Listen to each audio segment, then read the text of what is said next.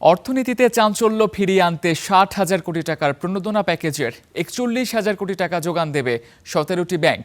এ লক্ষ্যে বাংলাদেশ ব্যাংকের সঙ্গে আজ আরও ১০টি ব্যাংক চুক্তি করেছে। বন্ধ কারখানা চালু, কৃষি, এসএমই ও রপ্তানিমুখীকরণে ব্যয় হবে এই অর্থ।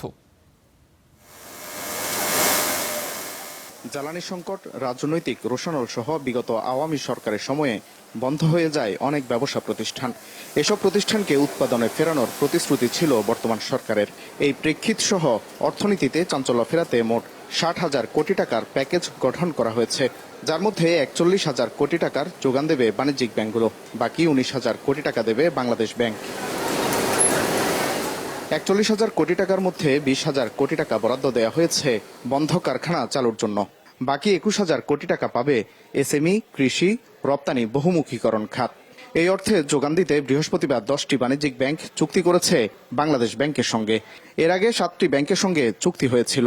এই ঋণগুলো কারা পাবেন, কিভাবে, অর্থাৎ তাদের ক্ষেত্রে একটা ফিট অ্যান্ড প্রপার ক্রাইটেরিয়া ঠিক করে দেওয়া হয়েছে।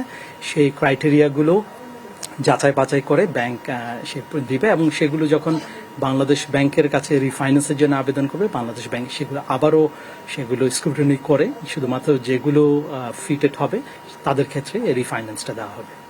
এদিকে বন্ধ শিল্প কারখানা চালুর জন্য প্রণোদনার ঋণ বিতরণ করতে এখন পর্যন্ত চুক্তি করেছে ৪০টি ব্যাংক। তবে চলমান জ্বালানি সংকটের মাঝে এসব অর্থের যথার্থ ব্যবহার নিশ্চিতের তাগিদ দিয়ে যাচ্ছেন সংশ্লিষ্টরা। Waled Sakib, Star News, Dhaka.